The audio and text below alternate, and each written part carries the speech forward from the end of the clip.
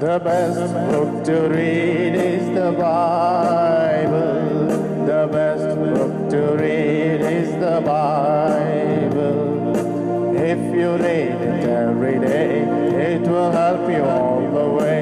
Oh, the best book to read is the Bible. We praise God for this one more opportunity God has given unto us to meditate His word.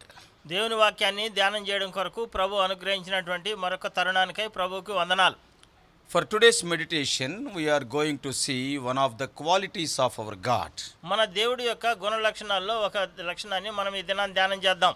Shall we turn to the book of Genesis, chapter 16, దయచేసి చూడండి, ఆదికాండము 16వ అధ్యాయం verse 13. 13వ వచనం.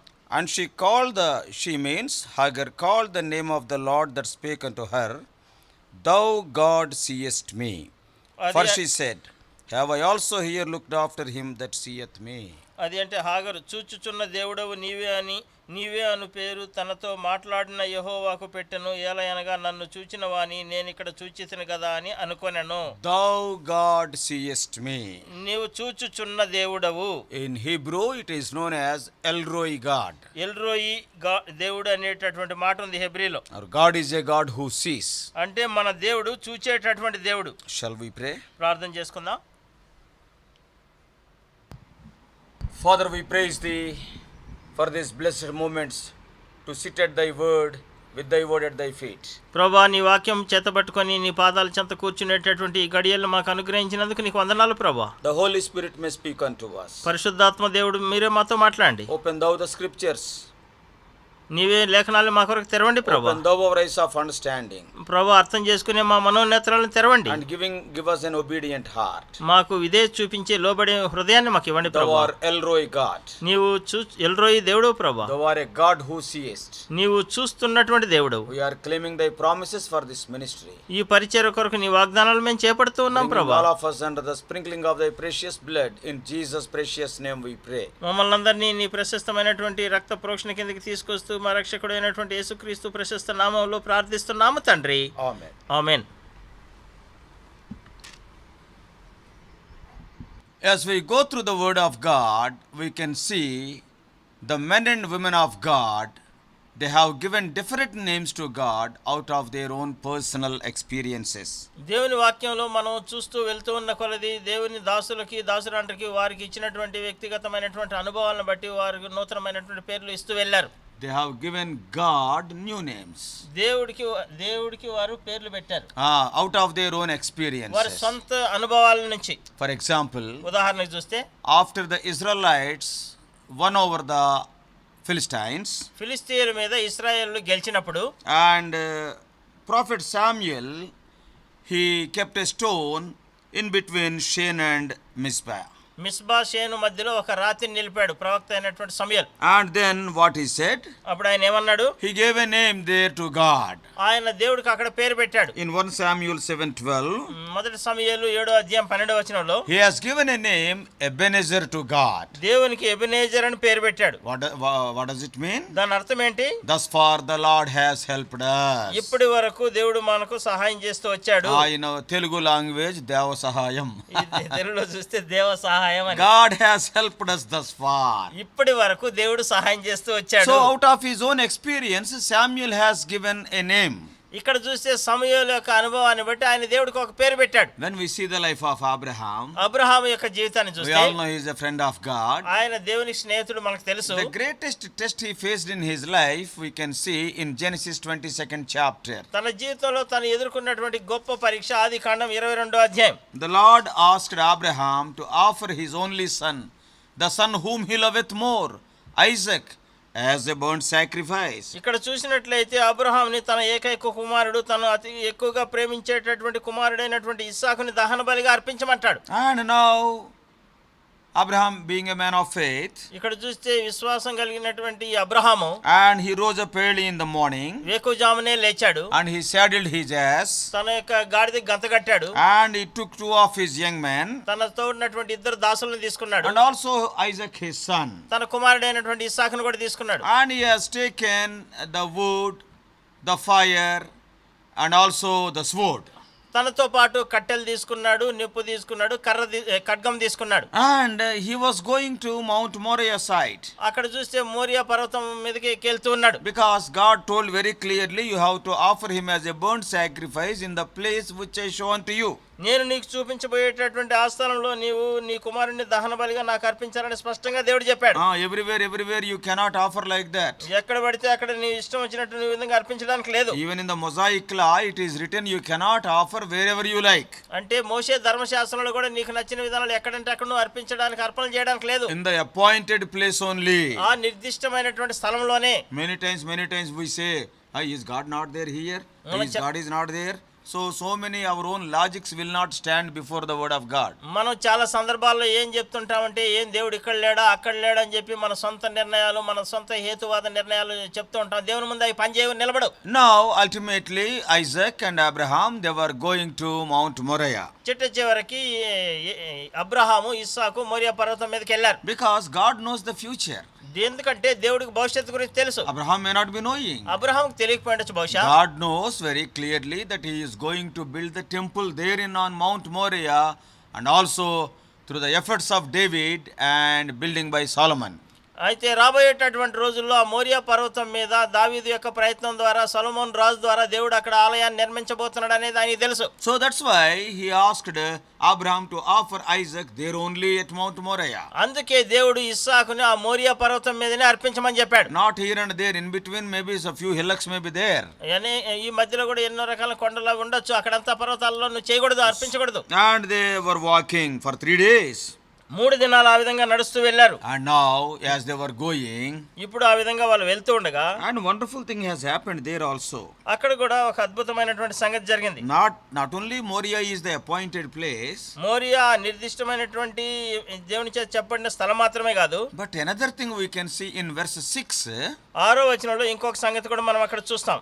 Abraham took the wood of the burnt offering and laid it upon Isaac the son, and he took the fire in his hand and a knife, and they went both of them together.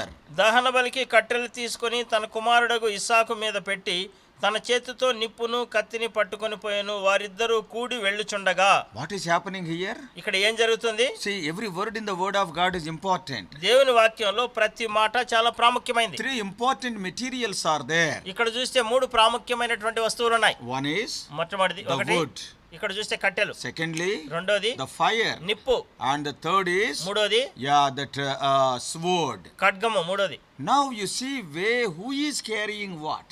ఇక్కడ చూడండి ఎవరు దేన్ని పట్టుకొని మోసుకుపోతున్నారు చూడండి. Abraham kept the wood on Isaac's shoulders. ఇక్కడ చూసినట్లయితే అబ్రహాము ఇస్సాకు భుజాల మీద కట్టెలు పెట్టాడు. And where is the fire and the sword? ఇక్కడ చూస్తే కత్తి నిప్పు ఎవరి దగ్గర ఉంది ఇప్పుడు? That is there with Abraham. ఇవి అబ్రహాము దగ్గర ఉన్నాయి ఇప్పుడు. See, wonderfully this is what has happened on Golgotha. ఇదే గొల్గోతా కొండ మీద జరిగింది. The wood was carried by the son.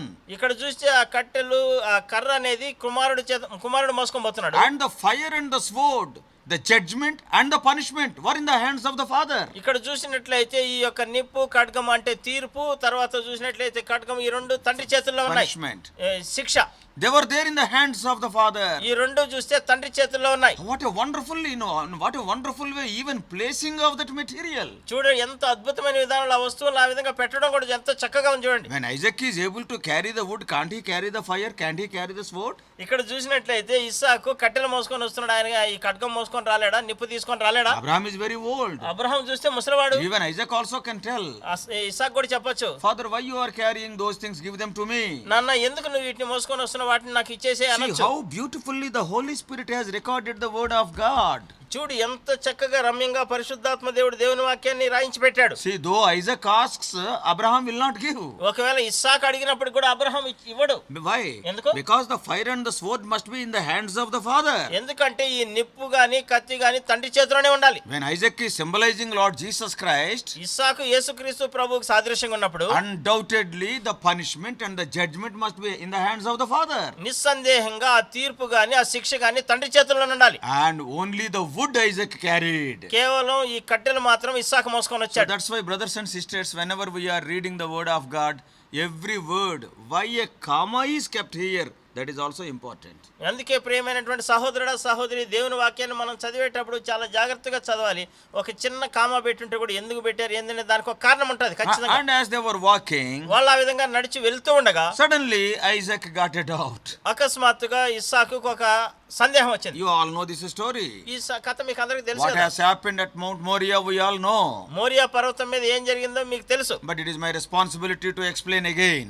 మరలా మీకు తెలియజేయడం నా బాధ్యత ఇది. So now as they were going, వాళ్ళు ఆ విధంగా వెళ్తూ ఉండగా, probably earlier when Abraham was offering sacrifices, many times Isaac must have accompanied Abraham. ఇంతకు ముందు చాలా సార్లు అబ్రహాము బలి అర్పించేటప్పుడు ఇస్సాకును తనతో పాటు తీసుకెళ్ళి ఉంటాడు. And Isaac is seeing what Abraham is taking all the time. ప్రతి సందర్భంలో అబ్రహాం ఏం తీసుకెళ్తున్నాడు అనే సంగతిని ఇస్సాకు చూశాడు. And now he got a doubt. ఇప్పుడు ఆయనకు ఒక అనుమానం వచ్చింది. My father became very old. ఇప్పుడు మా నాన్న చాలా ముసలివాడైనాడు. He has become forgetful. ఇప్పుడు ఆయనకి మర్చిపోయేటటువంటి తత్వం వచ్చింది. So maybe మతి మరపు వచ్చింది.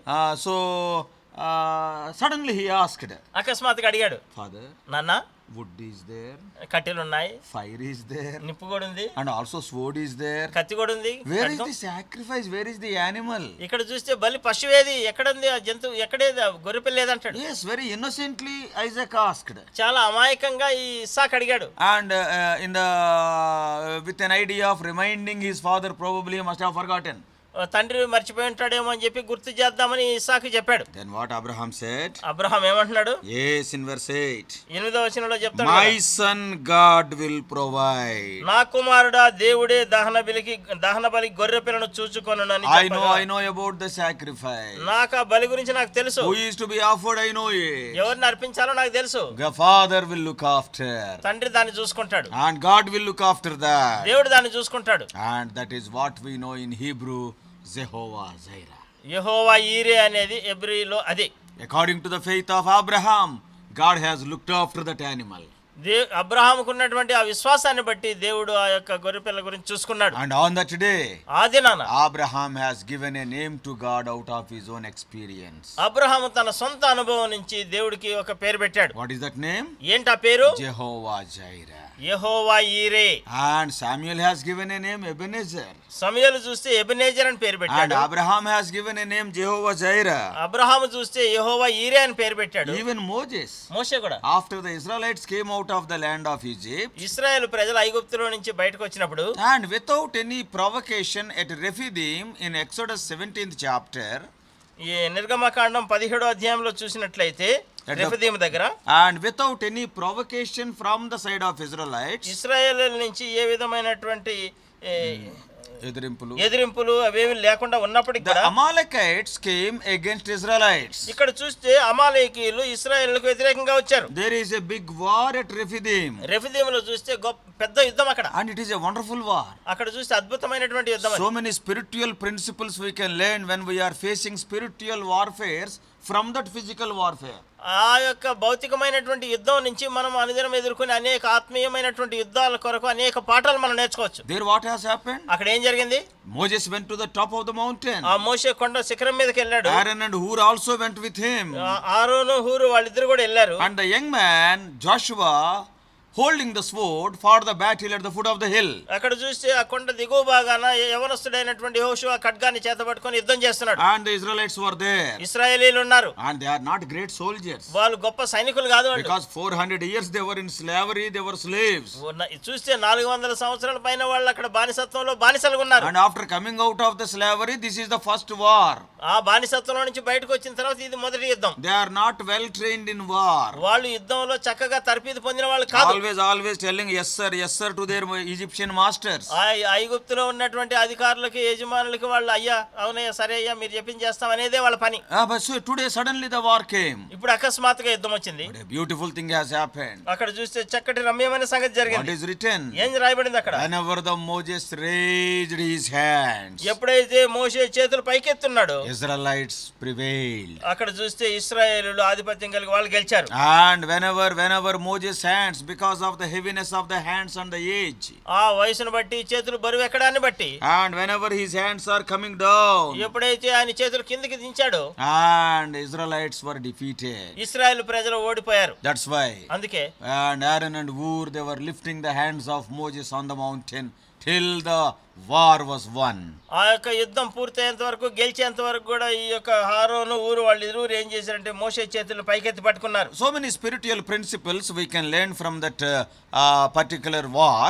ఆ ప్రత్యేకమైనటువంటి నిర్దిష్టమైనటువంటి యుద్ధం నుంచి అనేక ఆత్మీయ పాఠాలు మనం నియమాలు నేర్చుకోవచ్చు. But in another video we are going to see. ఇంకొక వీడియోలో ఈ సంగతులన్నీ వివరంగా చూస్తాం. But here, ఇక్కడ చూస్తే there after winning the victory, అక్కడ విజయం సాధించినాక what Moses said? మోషే ఏమన్నాడు? The Lord is our banner. ఇక్కడ చూస్తే దానికి యెహోవా నిస్సి అని పేరు పెట్టాడు. The Lord is our banner, ధ్వజము. దేవుడే నా ధ్వజం అన్నాడు.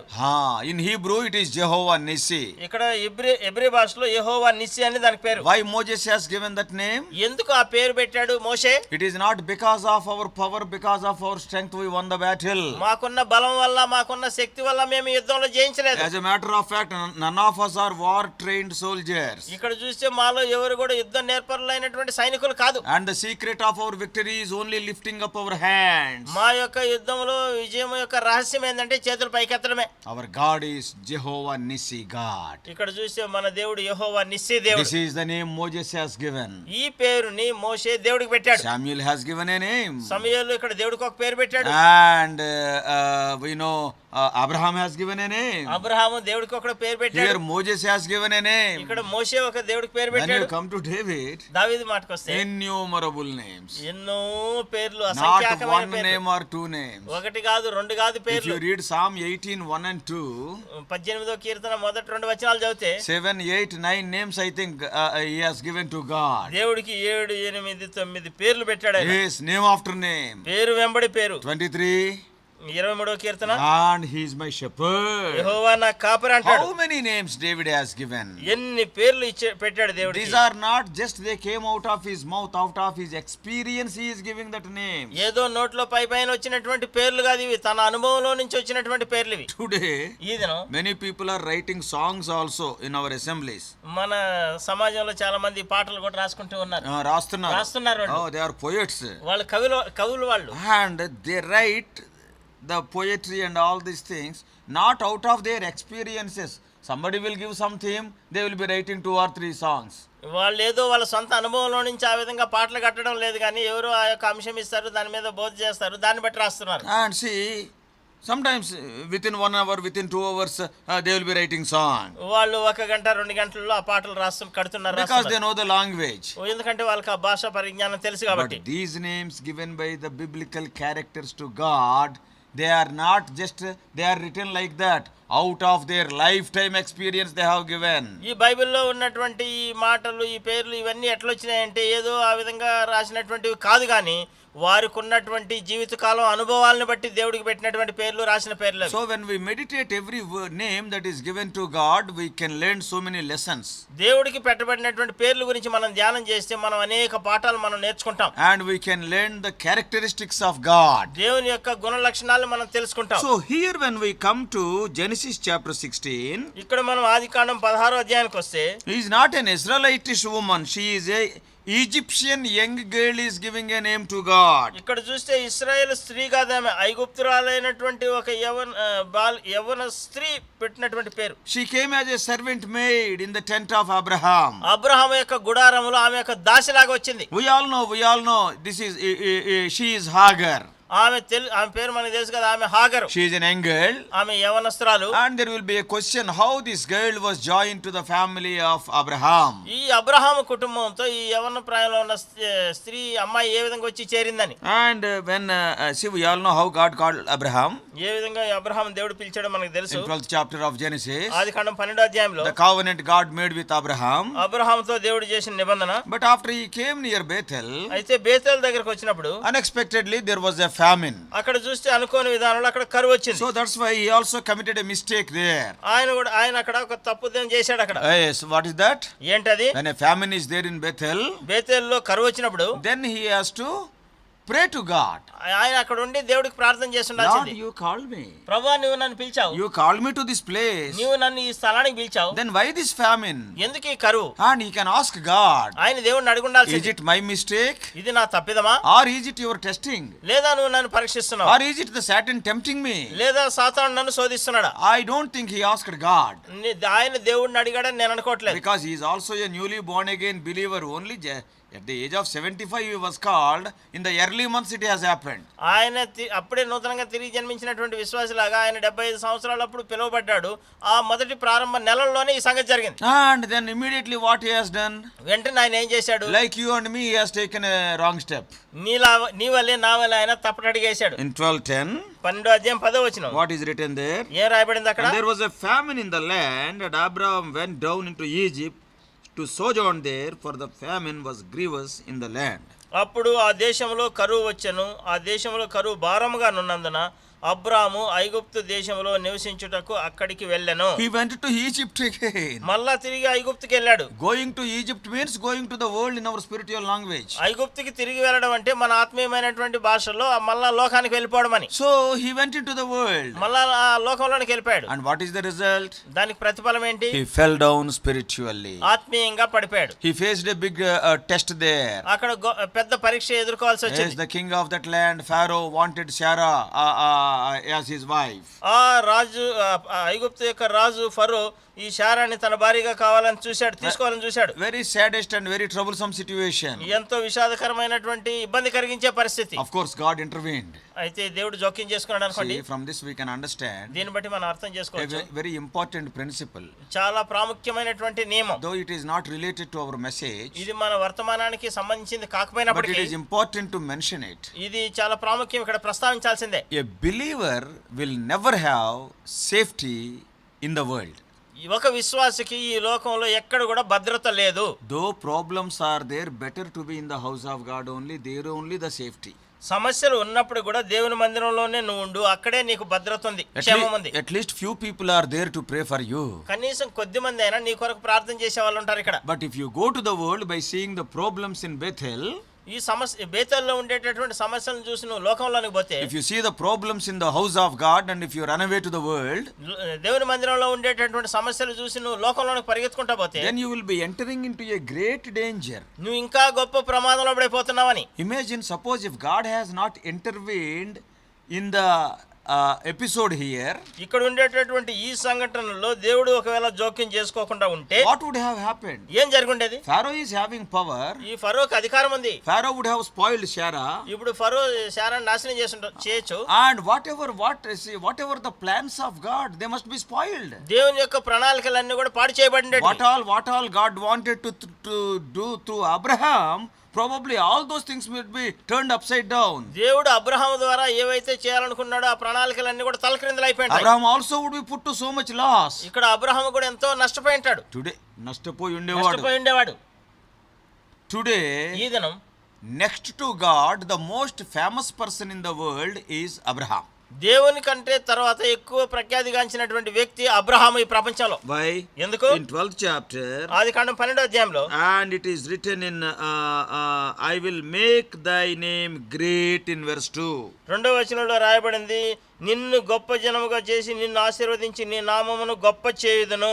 Today, ఈ దినం I think nearly 193 countries are registered in the United Nations organization.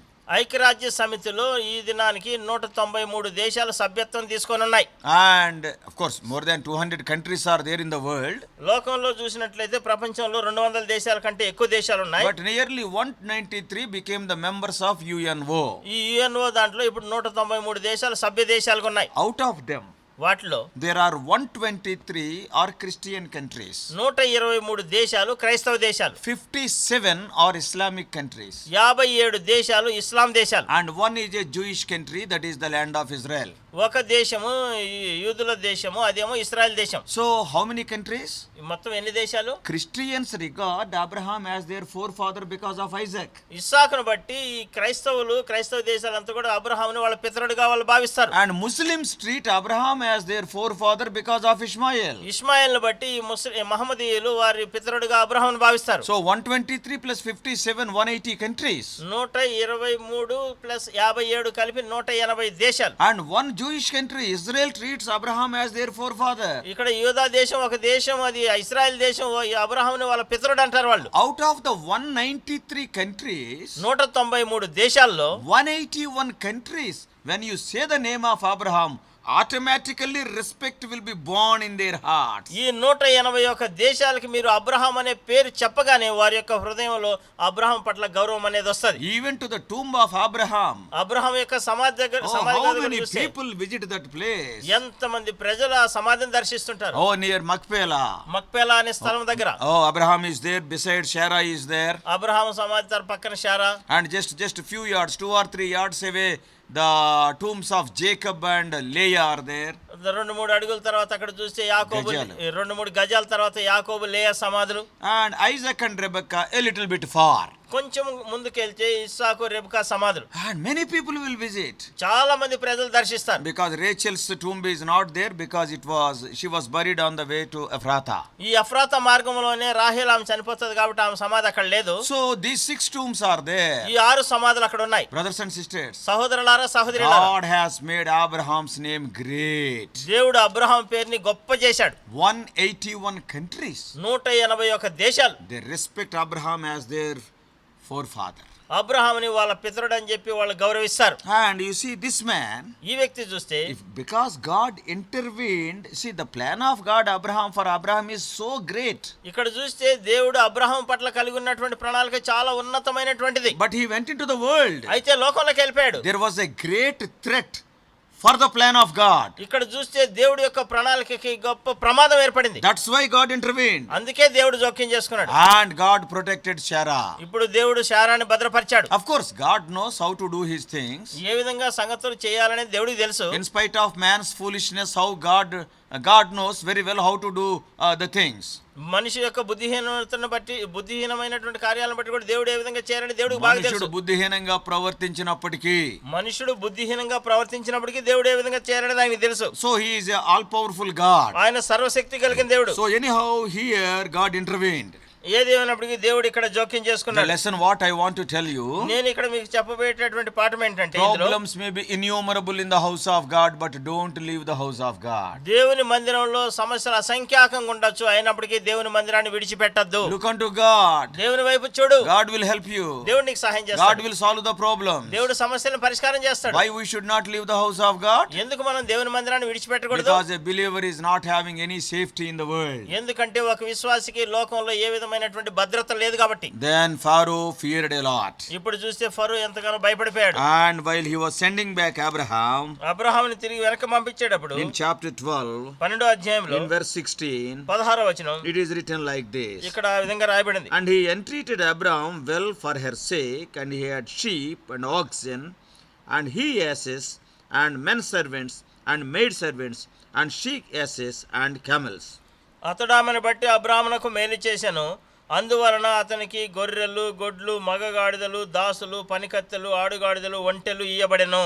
In this verse it is written, పనికత్తెలు, maid servants are also given by Pharaoh to Abraham. ఇక్కడ చూస్తే పనికత్తెలు, వీరిని కూడా అబ్రహాముకి ఫరో ఇచ్చాడు. Probably Hagar may be one of those maid servants. ఈ పనికత్తెల్లో ఒక దాసి, ఒక పనికత్తె ఈ హాగర్ ఉండొచ్చు. This is imagination. ఇది ఊహించుకున్నది చెప్పడం అంతే. Because from Egypt some of the maid servants are given to Abraham. ఎందుకంటే ఈ ఐగుప్తు నుంచి కొంతమంది పనికత్తెల్ని అబ్రహాంకి ఇచ్చాడు ఫరో. But whatever it may be, ఏది ఏమైనా సరే, by the providence of God, Hagar became a member of the tent of Abraham. అయితే దేవుడు చేసినటువంటి సదుపాయాన్ని బట్టి, దేవుడు సమకూర్చిన దాన్ని బట్టి, దేవుని యొక్క సార్వభౌమత్వాన్ని బట్టి ఈ అబ్రహాం యొక్క గుడారంలోనికి హాగర్ వచ్చింది. And she was there for few years. కొన్ని సంవత్సరాలు వారితో పాటు ఆ గుడారంలో ఉండింది. We know about the things what has taken place there. అక్కడ ఏం జరిగిన ఆ సంగతులు మనకు తెలుసు. So she became a slave girl or a servant maid to Sarai. ఇప్పుడు శారాయికి ఆమె ఒక బానిస అమ్మాయిలాగా ఉంది, ఆమె దాసిలాగా ఉంది. Probably Hagar may be good looking. ఇక్కడ చూస్తే హాగర్ చాలా చూడడానికి చక్కగా ఉండొచ్చు. And she may be hard working. ఆమె చాలా చక్కగా కష్టపడి పనిచేసే వ్యక్తి. Sarah almost had a good looks on Hagar. ఇప్పుడు షారా హాగర్ మీద ఒక మంచి అభిప్రాయం ఉంది. ఆయన చక్కగా She చూసుకుంటుంది. is a very helping girl. ఆమె నాకు బాగా చాలా చక్కగా సహాయం చేస్తున్న I am అమ్మాయి. also becoming aged. నేను కూడా చాలా వృద్ధాప్యంలోనికి వచ్చాను. And so many servants are there. చాలా మంది పనోళ్ళు ఉన్నారు. I too need a personal assistant. నాకు కూడా ఒక వ్యక్తిగతంగా ఒక సహాయకురాలు So ఉండాలి. she must have told Abraham. ఇప్పుడు అబ్రహాముకి చెప్పుంటుంది ఆమె. She is a good girl. ఈమె చాలా మంచి There అమ్మాయి. are many girls are there. చాలా మంది అమ్మాయిలు But ఉన్నారు she కానీ is very hard working. ఈమె చాలా కష్టపడి She is పనిచేసే very అమ్మాయి. helpful. చాలా సహాయంగా ఉంది. And immediately Abraham put his stamp on that. వెంటనే అబ్రహాం దాని మీద ముద్ర వేశాడు, ఆమోద ముద్ర వేశాడు. Okay, you can take. Okay, నువ్వు తీసుకొచ్చి. Sarah is a very godly lady. ఇక్కడ చూస్తే శారా చాలా దైవభక్తి Abraham కలిగినటువంటి is స్త్రీ. also a very godly person. Abraham కూడా దైవభక్తి కలిగిన వ్యక్తి. How they never expected that Hagar will be sent to Abraham. ఇక్కడ చూస్తే ఎప్పుడు కూడా ఈ హాగరు అబ్రహాం దగ్గర పంపించబడుతుందని ఎప్పుడు ఆశించలేదు. ఆ విధంగా They never thought it. ఆ విధంగా ఆలోచించలేదు. These are all the later developments. ఇవన్నీ తర్వాత వచ్చినటువంటి సంగతులు. Hey, with a good heart only they accepted. వాళ్ళు మంచి సద్హృదయంతోనే ఇవన్నిటిని అంగీకరించి. Abraham also thought that she will be of great help to Sarai. ఇప్పుడు శారాయికి ఈమె గొప్ప సహాయంగా ఉంటుందని చెప్పి అబ్రహాం ఆలోచించాడు. Sarai also loved Hagar. ఇక్కడ చూస్తే శారాయి కూడా హాగర్ని ప్రేమిస్తోంది. Now what has happened? ఇప్పుడు ఏం జరిగింది? Years are passing. సంవత్సరాలు గడుస్తున్నాయి. And there are no children to Abraham. ఇప్పుడు అబ్రహాంకి పిల్లలు లేరు. Now what to do? ఇప్పుడు ఏం చేయాలి? They waited and waited. వాళ్ళు నిరీక్షించారు, ఎదురు చూశారు. God has promised them in 12th chapter only. ఆదికాండం 12వ అధ్యాయంలోనే దేవుడు వాగ్దానం చేశాడు. But the promise is not being fulfilled as they thought. అంటే వాళ్ళు అనుకున్న విధానంలో వాగ్దానం నెరవేర్చబడలేదు. They thought that immediately Sarah will become pregnant. వెంటనే ఈ శారా గర్భవతి అయిపోతుందని వాళ్ళు అనుకున్నారు. But it is not happened. అయితే అది జరగలేదు. So now what has happened? ఇప్పుడు ఏం జరిగింది? The impatience of Abraham. Abraham యొక్క అసహనం. And also secondly the wrong suggestion of Sarai. అయితే శారా యొక్క తప్పుడు సలహా. Abraham going to Hagar, it is not the single mistake of Sarai, it is the mistake of Abraham also. Let us not throw the blame on Sarai only. ఇప్పుడు శారా ఆమె మీదనే నింద వేయకూడదు. అబ్రహాము ఆగర్ని తీసుకున్నాడు అనుకుంటే ఇది అబ్రహాము తప్పిదం కూడా ఇది. Abraham's impatience. అబ్రహాం అసహనము. And secondly Sarai's wrong suggestion. రెండోదిగా చూస్తే శారా యొక్క తప్పుడు సలహా. And ultimately Hagar went with Abraham went to Hagar. తర్వాత చివరికి ఏమైందంటే ఈ హాగర్ని అబ్రహాం తీసుకున్నాడు. And finally she was conceived. ఆమె గర్భం ధరించింది. And now the problem started. ఇప్పుడు సమస్య ప్రారంభమైంది. And that is after she conceived, she started looking very haughtily at Sarai. ఇప్పుడు ఆమె గర్భవతి అయిన తర్వాత తన యజమానురాలని చాలా నీచంగా చూస్తుంది. And what are you? Or nothing. నీవేముంది, ఏం లేదు. You are a barren woman. నువ్వు గొడ్రాలమైన స్త్రీ. See, a barren woman knows how much it is painful to be a barren woman. ఈ గొడ్రాలైనటువంటి స్త్రీకి ఆమెకి ఎంత నొప్పి, బాధ, వేదన ఉంటుందనే తెలుసు. ఈ పిల్లలు కనేటటువంటి స్త్రీ కావాలంటే గొడ్రాలితనంలో ఉండే నొప్పి ఆమెకే తెలుసు, వేరే వాళ్ళకి తెలియదు. గొడ్రాలితనంలో ఉండేటటువంటి నొప్పి ఆమెకే తెలుసు కానీ వేరే వాళ్ళకి తెలియదు. Wherever we go, immediately people will ask, are you married? ఎక్కడికి వెళ్ళినా కూడా మీకు పెళ్లి అయిందా అంటారు. And immediately how many children? వెంటనే అంటారు కదా ఎంతమంది పిల్లలు. That will be a pricking thing in the heart of a barren woman. అది ఆ గొడ్రాలైనటువంటి స్త్రీకి ఆ హృదయంలో గుచ్చేటటువంటి మాట. In the Old Testament it was much more. పాత నిబంధనలో అది ఇంకా ఎక్కువ. So that's why when Hagar conceived, ఎప్పుడైతే ఈ హాగరు గర్భం ధరించిందో, and her looks and her walks, everything is changed. ఆమె యొక్క చూపులు, ఆమె నడక అవన్నీ మారిపోయినాయి. And then Sarai was almost belittled. ఇప్పుడు అక్కడ చూస్తే శారాని ఎంతగానో కించపరిచి చూస్తూ ఉంది. And then now what has happened? తర్వాత ఏం జరిగిందో And the wrath of Sarah was kindled. ఇప్పుడు చూస్తే శారా యొక్క కోపం, ఉగ్రత ఈ మీదకి వచ్చింది. శారాకు మంట పుట్టింది. చెప్పాలంటే Sarah became very angry. శారాకి చాలా కోపం వచ్చింది. And she drove away Hagar from that tent. ఆ గుడారంలో నుంచి హాగర్ని ఎల్లగొట్టేసింది. Now what is happening? ఇప్పుడు ఏం జరుగుతుంది? Now all alone this young girl, first time conceived, she was running in the wilderness. ఇప్పుడు చూస్తే ఈ యవ్వన అమ్మాయి మొదటిసారిగా గర్భం ధరించింది. అరణ్యంలో ఒంటరిగా ప్రయాణం చేస్తుంది. Nobody is there. ఎవరు లేరు అక్కడ. So many dangers are there. ఎన్నో రకాలైన ప్రమాదాలు ఉన్నాయి. Hot sun is there. ఎంతో ఎండ వేడిముంది. No water is there. నీళ్లు లేవు అక్కడ. So now what has happened? ఇప్పుడు ఏం జరిగింది? She was sitting at a spring of water in the wilderness. ఆ అరణ్యంలో నీటి బొగ్గ దగ్గర ఆమె కూర్చొని She is fleeing from Abraham and Sarai. Abraham నుంచి శారా నుంచి ఆమె పారిపోతుంది. She was all alone. alone. ఇప్పుడు ఆమె ఒంటరిగా ఉంది. What can we say? ఇప్పుడు మనం ఏం చెప్పొచ్చు? Where she is running? ఎక్కడికి పోతుందామె? Only one word I can say. నేను ఒక మాట చెప్పొచ్చు. She is running towards death. ఆమె మరణం వైపు వెళ్తూ ఉంది. All dangers. అన్ని రకాలైన ప్రమాదాలు. యవనమ్మాయి first time conceived. మొదటిసారి గర్భం ధరించింది. No food, no water. ఏ విధమైన తిండి లేదు, ఆహారం లేదు. wild animals. భయంకరమైన క్రూర మృగాలు ఉన్నాయి. She is running. ఎక్కడికి ఆమె పరిగెత్తుంది? Undoubtedly she is running towards death. నిస్సందేహంగా మరణం వైపే పరిగెత్తుంది. And when she was going like that, ఆమె ఆ విధానంగా వెళ్తూ ఉన్నప్పుడు, and she never expected.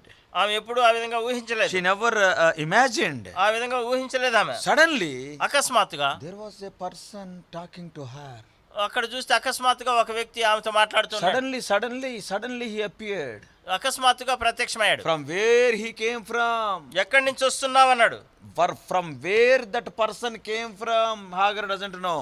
ఆ వ్యక్తి ఎక్కడి నుంచి వచ్చాడు అనేది హాగర్కి తెలియదు. So he asked a question. వెంటనే ఆయన ప్రశ్న వేశాడు. Hagar, from where you are coming? ఎక్కడి నుంచి వస్తున్నావు? Where you are going? ఎక్కడికి వెళ్తున్నావు? She really stunned. ఆమె నిజంగానే చూస్తే విభ్రాంతికి గురైంది. She recognized that he was the angel of God. దేవుని దూత అని ఆమె గుర్తించింది. And then దాని తర్వాత she narrated her story.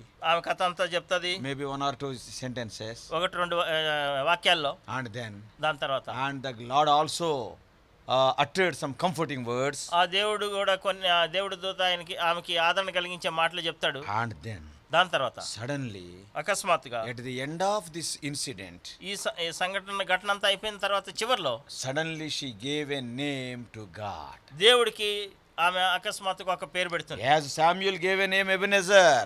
సమూయేలు ఏ విధంగా అయితే ఎబెనెజర్ అని పేరు పెట్టాడు. As Abraham gave Jehovah Jireh. ఏ విధంగా అయితే అబ్రహాం యెహోవా ఈరే అని పేరు పెట్టాడు. As Moses named Jehovah Nissi. ఏ విధంగా అయితే మోషే యెహోవా నిస్సి అని పేరు పెట్టాడు. As David named Jehovah Rofi. ఇక్కడ యెహోవా రోఫి అని ఏ విధంగా అయితే దావీదు పేరు పెట్టాడు. In a similar way, అదే విధానంలో here the Gentile young girl gave a name to God. ఇక్కడ చూస్తే అన్యురాలైనటువంటి ఒక యవ్వన స్త్రీ దేవుడికి పేరు పెడుతుంది. What is that? ఏంటా పేరు? You are Elroy God. You are a God who sees. నీవు ఎల్రోయి దేవుడు, నీవు చూచుచున్న దేవుడు అని పేరు పెట్టింది. Why she gave that name? ఎందుకు ఆ పేరు పెట్టింది ఆమె? Never forget that she is from Egyptian background. దయచేసి జ్ఞాపకం ఎప్పుడు మర్చిపోకుండా ఆమె ఐగుప్తు వెనక చరిత్ర నుంచి వచ్చిందనే విషయం. In Egypt, ఐగుప్తులో they చూస్తే were worshipping so many gods. ఎన్నో రకాలైన దేవుళ్ళని వాళ్ళు ఆరాధన చేస్తారు. Now why she is telling you are a God who seeth? ఎందుకు నువ్వు చూచున్న దేవుడు అనేసి అనింది ఆమె? Because she knows some gods right from her childhood. ఆమె బాల్యం నుంచి అనేక దేవుళ్ళని దేవతలను చూసింది. She know. ఆమెకు తెలుసు. See, they are having big eyes they never saw. వాళ్ళకి చూస్తే పెద్ద పెద్ద నేత్రాలు కళ్ళు ఉన్నాయి కానీ వాళ్ళు చూడలేదు ఎప్పుడు. ఆ విగ్రహాలకు ఉన్నాయి కానీ దేవుళ్ళు, ఆ దేవతలు. Yes, they are having big eyes but they never saw. దేవుళ్ళు దేవతలకు పెద్ద పెద్ద కళ్ళు ఉన్నాయి కానీ వాళ్ళు ఎప్పుడు చూడలేదు. They are having big ears they never heard. వాళ్ళకి పెద్ద పెద్ద చెవులు ఉన్నాయి కానీ ఆ దేవుళ్ళు దేవతలు ఎప్పుడు వినలేదు. Their mouth is so big never spoke. వారి నోరు చాలా పెద్దగా ఉంది ఆ విగ్రహాలు కానీ ఎప్పుడు మాట్లాడలేదు. Some of their gods are having a very big nose they never smelled. కొంత విగ్రహాలకు పెద్ద ముక్కు ఉంటుంది కానీ ఎప్పుడు వాసన చూడలేదు. And it is almost a wonder to Hagar. ఇప్పుడు చూస్తే ఆమెకి చాలా అద్భుతం, ఆశ్చర్యం అనిపించింది. You are a different God. నువ్వు చాలా వ్యతిరేకమైనటువంటి వ్యత్యాసంగా ఉన్న దేవుడుకున్నావు. You are a God who seeth. అంటే నువ్వు చూచున్న దేవుడుకున్నావు. She could not control her joy. తన యొక్క సంతోషాన్ని ఇప్పుడు ఆమె I have never seen such God in my life. నా జీవితంలో ఇటువంటి దేవుడిని నేను ఎప్పుడు చూడలేదు. And you are a God who seeth. నీవు చూచున్న దేవుడవు నువ్వు. Somebody told nearly 2000 gods are there in Egypt. ఎవరో చెప్పారు కదా ఐగుప్తులో 2000 దేవుళ్ళు దేవతలు అనే వాళ్ళు ఉన్నారని. And out of them nearly 500 are a little bit prominent gods. వాటిలో దాదాపు ఒక 500 చాలా ప్రాముఖ్యమైనటువంటి విగ్రహాలు దేవుళ్ళు దేవతలు అనేవి. And out of them again some chief gods are there around 10. అందులో ప్రాముఖ్యమైనటువంటి ఒక 10 దేవుళ్ళు ఉన్నారు ఐగుప్తులో. That's why in that Egyptian plagues the Lord proved himself mightier than all those 10 gods of Egypt. అందుకే ఈ ఐగుప్తులో వచ్చినటువంటి ఆ 10 తెగుళ్ళలో దేవుడు ఏమి రుజువు చేశాడంటే ఐగుప్తులో ఉండేటటువంటి ఆ దేవుళ్ళకి అందరికంటే ఈయన బలవంతుడు, గొప్ప దేవుడని. And she know all those gods. ఆ దేవుళ్ళందరూ ఈమెకు తెలుసు. That's why she was wonderstruck. అందుకే ఇప్పుడు ఆమె ఆశ్చర్యపడింది. Oh Lord, ఓ ప్రభువా, I knew nearly 2000 gods in my country. నా దేశంలో దాదాపు 2000 దేవుళ్ళు నాకు తెలుసు. But all are having eyes but nobody is seeing. అందరికీ కళ్ళున్నాయి కానీ ఎవరు చూడలేదు. But you are not like that. అయితే నువ్వు ఆ విధంగా కాదు. You are a God who seeth. నీవు చూస్తుండే దేవుడు. You are totally different. నువ్వు పరిపూర్ణంగా వ్యత్యాసం. You are a God who is speaking. నువ్వు మాట్లాడే దేవుడు. You are a God who is hearing. నువ్వు వినేటటువంటి దేవుడు. So here specifically she is giving a name, Elroy God, that is, you are a God who seest. ఇక్కడ ఆమె నిర్దిష్టంగా చూచున్నటువంటి దేవుడు El Roi దేవుడు అని పేరు పెట్టింది ఆమె. Brothers and sisters, సహోదరులారా సహోదరులారా, the name given by Hagar to God is a great source of comfort even today for the 21st century believers. ఇప్పుడు చూసినట్లయితే ఆ దినాన హాగరు పెట్టినటువంటి దేవుడికి ఆ పేరు ఈ 21వ శతాబ్దంలో ఉండేటటువంటి మనకు కూడా ఎంతో గొప్ప ఆదరణగా ఉంది. Why? ఎందుకు? The God of heaven, Lord Jesus Christ, sees. He is not a dead God and gone God. పరలోకంలో ఉన్నటువంటి యేసుక్రీస్తు ప్రభు దేవుడు, ఆయన చూచున్నటువంటి దేవుడు, ఆయన మృతుడైనటువంటి దేవుడు కాదు. He is not gone. ఆయన వెళ్ళిపోయినటువంటి దేవుడు కాదు. He is seeing. ఆయన చూస్తున్న The దేవుడు. God of heaven sees us every day. ప్రతి దినము ఆ పరలోకమందు ఉన్నటువంటి తండ్రి ఆ దేవుడు మనల్ని చూస్తూ ఉన్నాడు. He is seeing us, every one of us. మనలో ప్రతి ఒక్కరిని ఆయన చూస్తున్నాడు. And he is seeing every deed of ours. మన ప్రతి పనిని ఆయన చూస్తూ ఉన్నాడు. He may ask his angels to protect us, but always under his direct supervision. ఆయన తన దేవదూతలను పంపించి మనల్ని భద్రపరచమని చెప్పి రక్షించమనొచ్చు, కానీ ఎల్లవేళలా ఆయన యొక్క సూపర్విజన్ లో, ఆయన యొక్క పర్యవేక్షణలోనే మనం ఉంటాం. Yes, Father, he will be looking at us and asking the servants, the angels, to protect us. ఏ విధంగా అయితే తండ్రి చూస్తూ ఉండి ఆ దేవదూతలను వెళ్ళి రక్షించమని చెప్తాడు, తాను తండ్రిగా ఉండి మనల్ని చూస్తూ ఉంటాడు. తన సేవకులైనటువంటి దేవదూతలను మనల్ని భద్రపరచమని ఆయన నేరుగా తన యొక్క పర్యవేక్షణలో మనల్ని కాపాడుతూ ఉంటాడు. Hour God, he is a God who sees. మన దేవుడు చూచుచున్నటువంటి దేవుడు. అండ్ నౌ ఇప్పుడు చూస్తే, from this fact that God is seeing us, దేవుడు మనల్ని చూస్తున్నాడు అనేటటువంటి ఈ సత్యం నుంచి we are going to see some of the important truths. కొన్ని ప్రాముఖ్యమైనటువంటి సత్యాలు మనం చూస్తాం. Are the blessings what we can derive in our lives from the fact that the God is a seeing God. దేవుడు చూచున్నటువంటి దేవుడు అనేటటువంటి సత్యం నుంచి ఏ విధమైనటువంటి ఆశీర్వాదాలు మనం ఏం పొందుకోగలము అనేటటువంటి విషయాలు That we are going to see in the second part of this message. ఈ వర్తమానంలో రెండో పార్ట్లో మనం ఆ సంగతులు చూస్తాం. Now we have seen how that name Hagar has given and Hagar's story also. ఏ విధంగా హాగర్ ఆ పేరు పెట్టింది, హాగర్ యొక్క చరిత్ర మనం చూసాం. And in the next part, part 2, రెండో పార్ట్లో we are going to see what are the blessings you and I can enjoy in this 21st century because of the fact that God is seeing us. దేవుడు మనల్ని చూస్తున్నాడు అనేటటువంటి ఆ సత్యం నుంచి 21వ శతాబ్దంలో ఉండేటటువంటి నీవు నేను ఏమేమి ఆశీర్వాదాలు, ఏమేమి మేలు మనం అనుభవించి ఆనందించవచ్చు అనే సంగతులు. But before I close, నేను ముగించడానికంటే ముందు, before I close the first part, మొదటి భాగాన్ని ముగించడానికంటే ముందు, do you know that the Lord is seeing you also? నిన్ను కూడా చూస్తున్నాడు దేవుడు అనే సంగతి నీకు తెలుసా? Every day he is looking at you. ప్రతిరోజు నీ వైపు ఆయన చూస్తున్నాడు. Every deed what you are doing, he is looking at you. నువ్వు చేస్తున్న ప్రతి పనిని నీ వైపు ఆయన చూస్తున్నాడు. Abraham and Sarah may not be seeing, but the God of heaven was looking at Hagar. ఇక్కడ చూస్తే అబ్రహాము శారా హాగర్ను చూడకపోవచ్చు, చూడలేదు, కానీ పరలోకమందు ఉన్నటువంటి దేవుడు హాగర్ను చూశాడు. What are you are doing? నువ్వు ఏం చేస్తుంటే అది. All these things your parents may not be seeing, your friends may not be seeing, but the God of heaven is seeing every deed. నువ్వు ఏం చేస్తున్నావు అన్నిటిని నీ తల్లిదండ్రులు చూడకపోవచ్చు, నీ స్నేహితులు చూడకపోవచ్చు, వాళ్ళకి తెలియకపోవచ్చు, అయితే పరలోకమందు ఉన్నటువంటి తండ్రి నువ్వు చేసే ప్రతి క్రియ చూస్తున్నాడు. Our God who is a God who sees. మన దేవుడు చూచేటటువంటి దేవుడు. Today what you are doing? ఈ దినాన్ని నువ్వేం చేస్తున్నావు? Are you rejecting him or are you receiving him? ఈ దినాన్ని నువ్వు ఆయన్ని తృణీకరిస్తున్నావా లేదా ఆయన్ని నువ్వు స్వీకరించి ఆహ్వానిస్తున్నావా? Yes, he is seeing it. ఆయన చూస్తున్నాడు. Not only that, అంత మాత్రమే if కాదు, you have accepted Lord Jesus Christ already, నువ్వు ఇదివరకే యేసుక్రీస్తు ప్రభువును ఒకవేళ అంగీకరించుంటే, are you bringing glory to God through your deeds? నీ క్రియల ద్వారా నువ్వు యేసుక్రీస్తు ప్రభువుకి మహిమ తీసుకొస్తున్నావా? He is seeing. ఆయన చూస్తున్నాడు అది. Are you using the opportunities for his glory? ఆయన మహిమ కొరకు ఉండేటటువంటి అవకాశాలు నువ్వు చూస్తున్నావా? Are you using the opportunities for his glory? ఆయన మహిమపరచడానికి నువ్వు అవకాశాలను వెతుకుతూ ఉన్నావా? వినియోగిస్తున్నావా? He is seeing it. దాన్ని చూస్తున్నాడు ఆయన. If not, ఒకవేళ లేకపోతే today ఈ దినం tell to the Lord, ప్రభువుతో నువ్వు నేరుగా చెప్పు, Lord, you are a God who sees.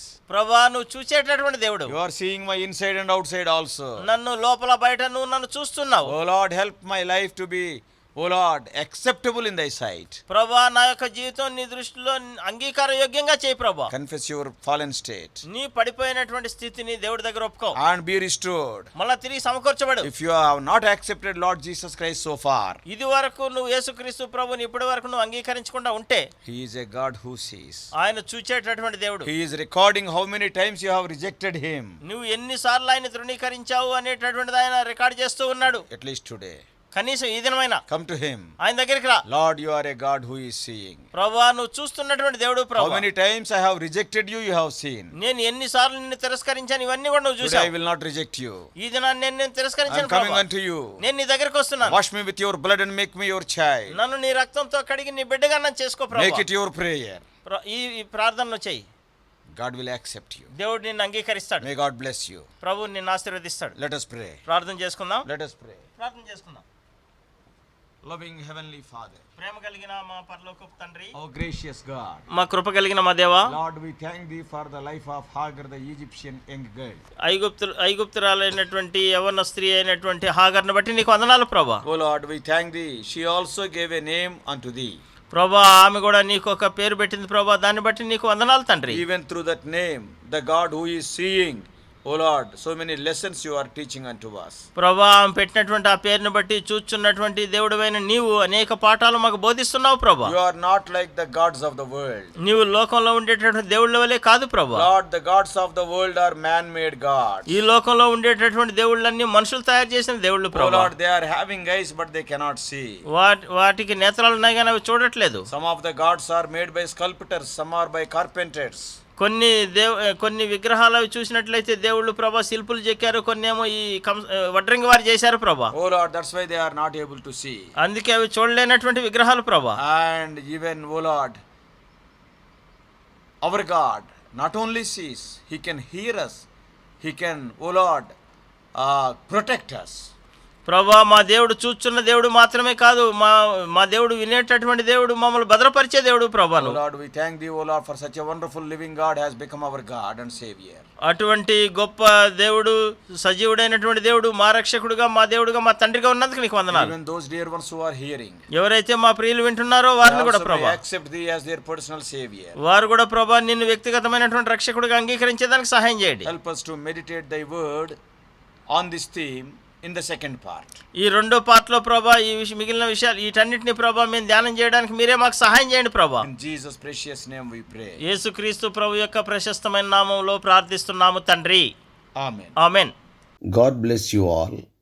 Please subscribe for more spiritual messages to the YouTube channel John Victor Telugu Messages.